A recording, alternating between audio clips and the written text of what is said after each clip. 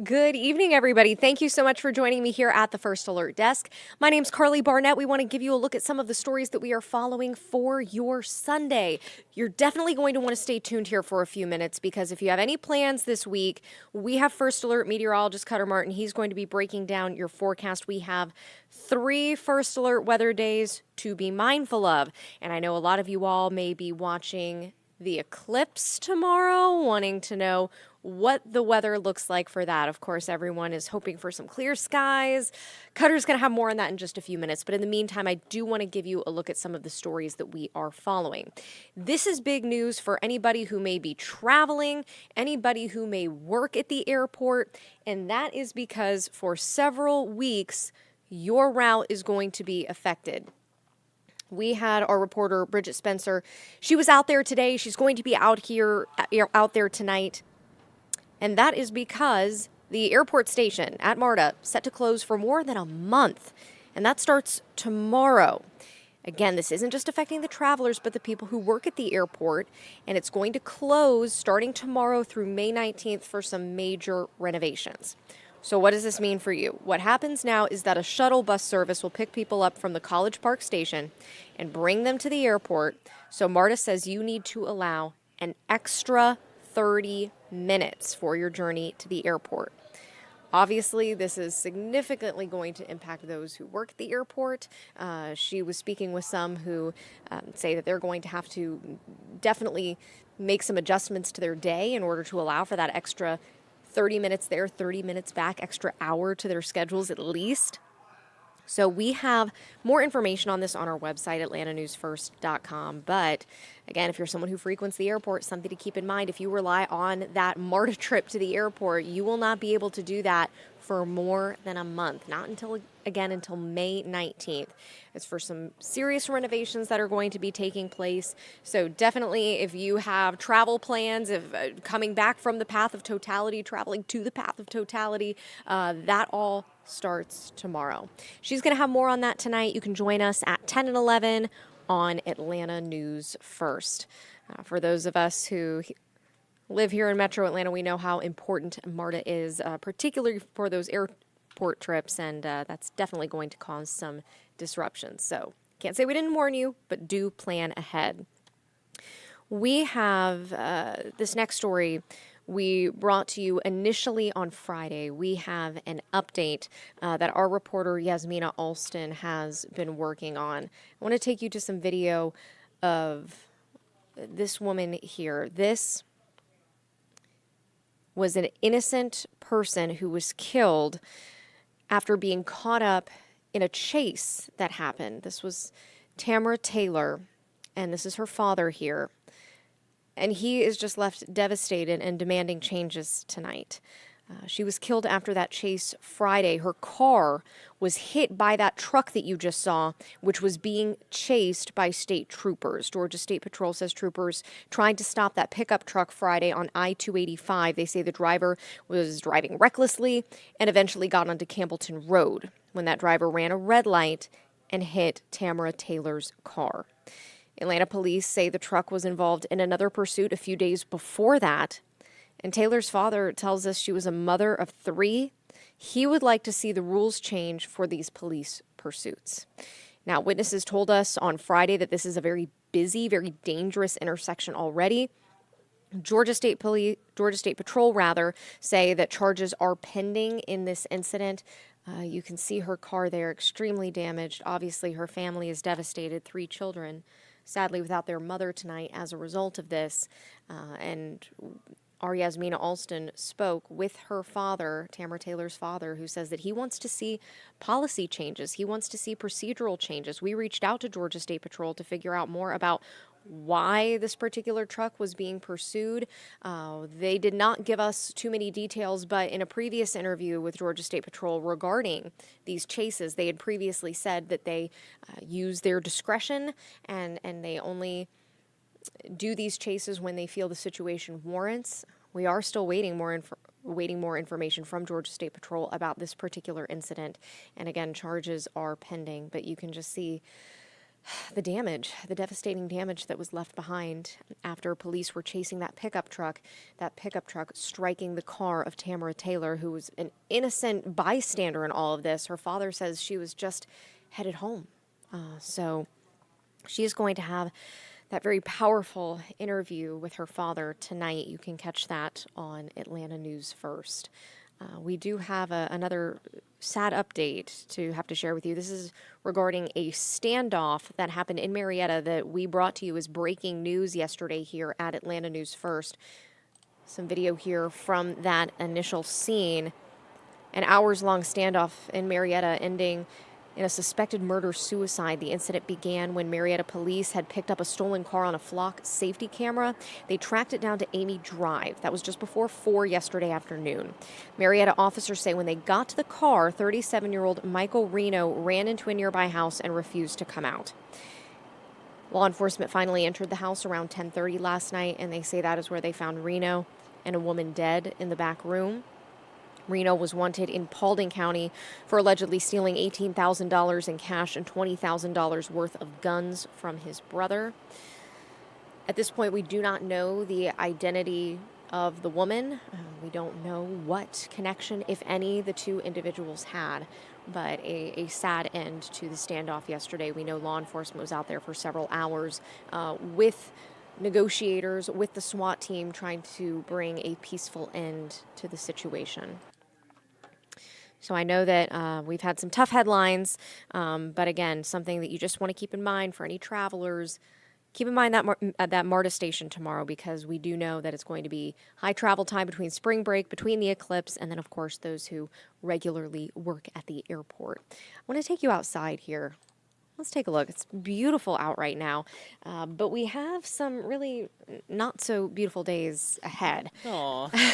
And I have First Alert meteorologist Cutter Martin here. I mean, you know, we want to watch the eclipse tomorrow, Cutter. I know a lot of people have questions about that, but we also do have 3 days right in a row there that we probably need to be mindful of this week. Yeah, Tuesday, Wednesday, and Thursday, all First Alert weather days that have weather that could potentially throw you off your routine. Again, it's not a guarantee that your days are going to be impacted, and we'll get into the details here, kind of the nitty-gritty behind what's going on. But I just want to let you know, it's not going to be a total washout each and every day, but there will be rounds of rain impacting particular areas each given day. So something we're going to have to watch closely, something that we hear at Atlanta News First, and then the First Alert Weather Center suggests that you keep an eye on as we get deeper into the First Alert forecast. So something we're going to be watching here pretty closely. Again, we're launching weather graphics here.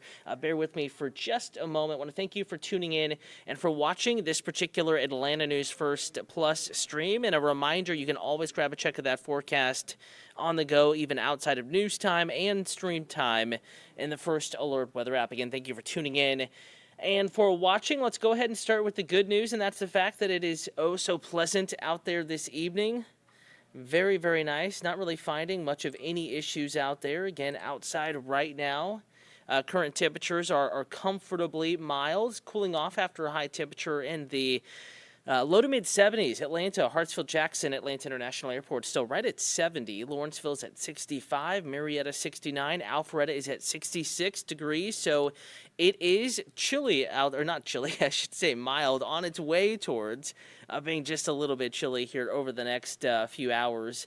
I would say maybe verging on light jacket material out there in Alpharetta at 66, 65 as well, a little cool in Lawrenceville, but we're dry outside. Case in point, this is our Skycam looking from the Atlantic and Atlantic Station, West Midtown area, looking back to the east and southeast. A little hard to tell now that it's dark at 8:25. That's your current time, but we do have high clouds out there. Probably notice those moving in this evening. And you will continue to notice those not only this evening, but overnight tonight into tomorrow. Tomorrow, much more in the way of cloud cover. So unfortunately, looking like we're going to have some issues seeing the eclipse here even locally. It was never going to be a total eclipse here, but a partial eclipse, 80% peak coverage of the sun. And it is this storm system that is spinning away here over the upper Midwest, and actually some more energy will be trying to move out of the desert Southwest as well. That is going to really light up showers and thunderstorms and expand the amount of clouds we see across the southern plains. Unfortunate for Texas, Rain, storms, and thick clouds will make it hard to see totality. Again, there is going to be a total solar eclipse well to our west as we get into the southern plains and portions of the Central Plains as well, and then of course through the Mississippi and Ohio River Valley. So Monday is our transition day. We're going from complete sunshine. We've already lost that. We have high clouds now, and those high clouds will thicken up and lower just a bit at times tonight into tomorrow. And we'll have a few showers in the first alert forecast as early as tomorrow morning up in the North Georgia mountains and extreme northwest Georgia. Taking a closer look, a little bit closer to home, doesn't look impressive, but we do have a boundary kind of stalled to our west. Southern plains, portions of the Mid-South, sparking some showers and thunderstorms, even some isolated severe thunderstorms in and around Memphis in particular, into western Tennessee, western Kentucky, and we've had reports of damage from some of these storms as well as large hail earlier today. They are not moving in the general direction of Atlanta, but the same storm system causing those will impact our forecast as we get into tomorrow. Not really worried about the risk of thunderstorms, but I do think that the chance of more clouds and spotty rain back in the first alert forecast.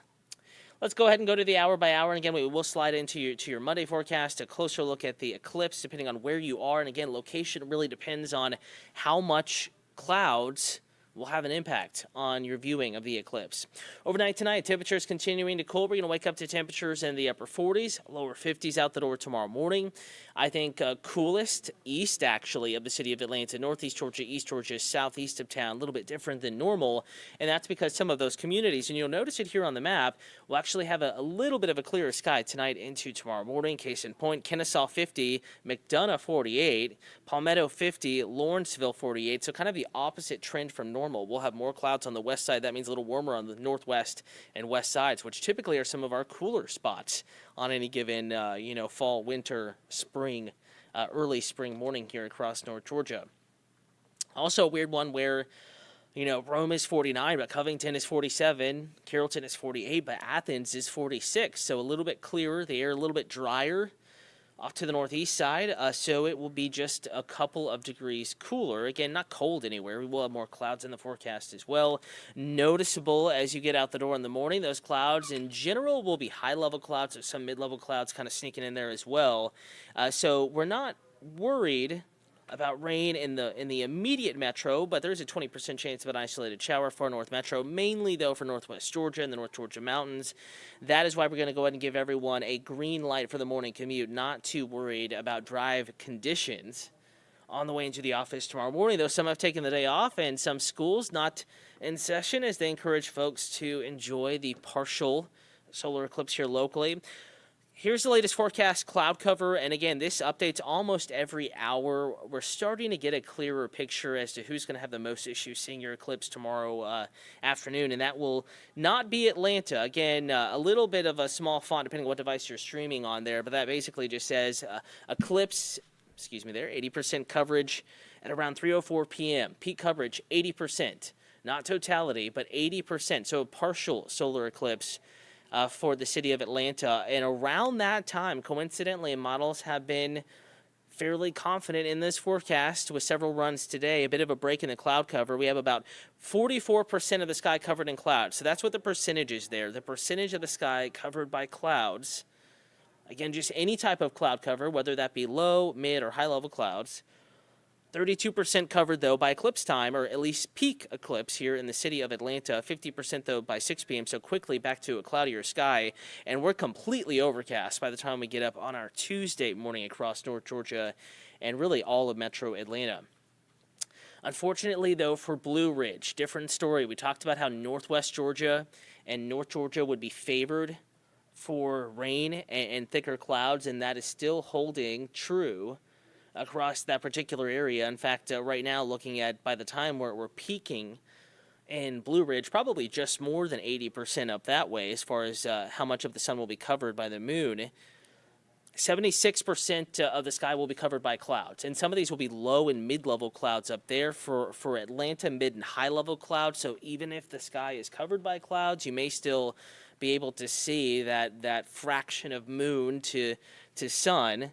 But looking mostly cloudy up in the mountains, if not completely overcast, and especially extreme northwest Georgia And we can show you this on a forecast model, again, bringing it out in a bit of a grander picture, a greater snapshot of what is happening across North Georgia tomorrow. Let's roll back our clock. Again, this is just one run of one forecast model, but all telling a very similar story, looking at all the data back in the First Alert Weather Center.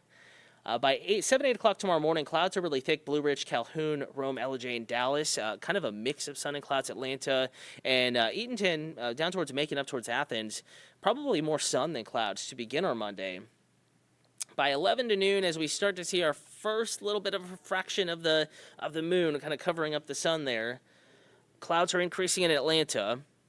And definitely more cloud cover. In fact, some rain up in Chattooga County, maybe a sprinkle or two, up into Mayfield County. That's out of our viewing area, but Fannin County in our viewing area. Blue Ridge, lots of clouds, spotty rain a possibility. There's that little bit of a clearing as we approach totality in Atlanta. Clouds may edge just a little bit more off to the north. Nonetheless, Calhoun, Blue Ridge, Ellijay, Clayton up in Rabun County, Union Towns County, Clay County, North Carolina, dealing with more clouds, so harder to see the eclipse. And by this point, we're even through and past our peak percentage of coverage. You know, the moon, of course, going between the sun and the earth and causing the sun to be obscured there. So it is looking like, unfortunately, the northern half of the area, north of I-20, northern suburbs on up into the mountains, will be most impacted by cloud cover tomorrow, and you all will have the hardest time seeing the eclipse tomorrow. Not a total solar eclipse here, but even our partial eclipse, you will have a harder time seeing that. Want to remind you, we're streaming on many platforms this evening: Roku, Amazon Fire Stick, Apple TV, AtlantaNewsFirst.com, and the Atlanta News First app, First Alert Weather app as well.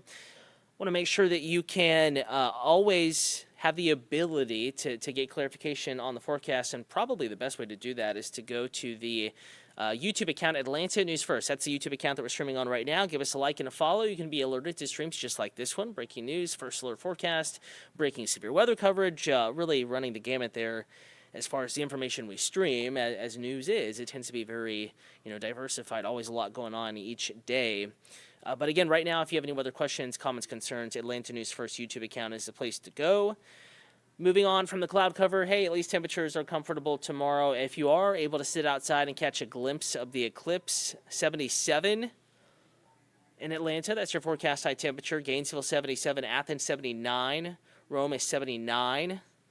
Noonan is at 78 degrees tomorrow afternoon with a mix of sun and clouds in the first alert forecast. Those clouds obviously causing some problems for eclipse viewing. But that rain chance is relatively small, and you saw mainly up in the mountains tomorrow from Fannin County westward in particular into extreme northwest Georgia. That's where the greater rain chance, probably 30 to 40% chance of rain up there. Area as a whole, and then in particular the city of Atlanta, the immediate metro, just a 20% chance of a quick passing shower. Really probably just a sprinkle, if anything, tomorrow. However, rain chance gets a boost. On our Tuesday, 50% chance of rain, and we can roll back through that as well. On our Tuesday, we're looking at mainly a morning into early afternoon and mainly a northwestern viewing area, northwest Georgia, North Georgia, rain chance from the far north metro on up into the mountains and out of the immediate metro. So again, something we're going to be watching here for you.